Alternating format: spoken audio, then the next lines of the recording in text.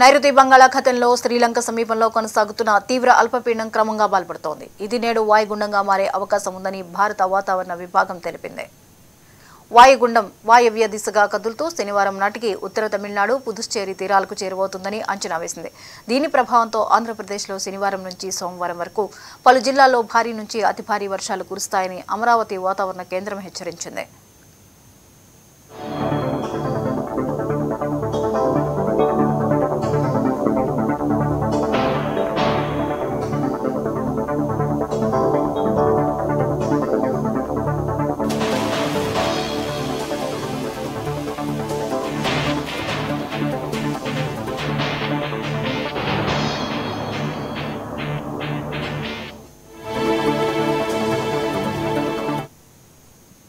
ఈ నెల 29న నెల్లూరు, చిత్తూరు, తిరుపతి జిల్లాల్లో అతి భారీ వర్షాలు, ప్రకాశం, అన్నమయ్య, వైఎస్ఆర్ కడప జిల్లాల్లో భారీ వర్షాలు కురిసే అవకాశం ఉందని వాతావరణ కేంద్రం పేర్కొంది. నవంబర్ 30న కోనసీమ, పశ్చిమ గోదావరి, ఏలూరు, ఎన్టీఆర్, కృష్ణా, గుంటూరు, పల్నాడు, బాపట్ల, నంద్యాల జిల్లాల్లో భారీ వర్షాలు నమోదవుతాయని పేర్కొంది. తీరం వెంబడి గంటకు 60 నుంచి 70 కిలోమీటర్ల వేగంతో బలమైన గాలులు వీచే అవకాశం ఉందని వెల్లడించింది.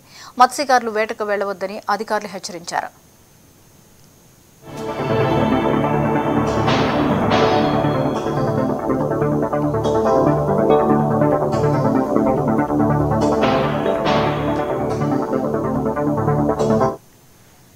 మరోవైపు ఇండోనేషియా సమీపంలోని మలక్కా జలసంధిలో ఏర్పడిన తీవ్ర వాయుగుండం తుఫానుగా మారింది. దీనికి సెన్యార్ తుఫానుగా నామకరణం చేశారు అధికారులు. ఇది వెంటనే ఇండోనేషియాలో తీరం దాటింది. దీని ప్రభావం భారత్పై ఉండదని ఐఎండీ స్పష్టం చేసింది. మలక్కా జలసంధిలో తుఫాను ఏర్పడడం చాలా అరుదని, 1842 తర్వాత ఈ ప్రాంతంలో తుఫాను బలపడడం ఇదే తొలిసారని వాతావరణ నిపుణులు విశ్లేషిస్తున్నారు.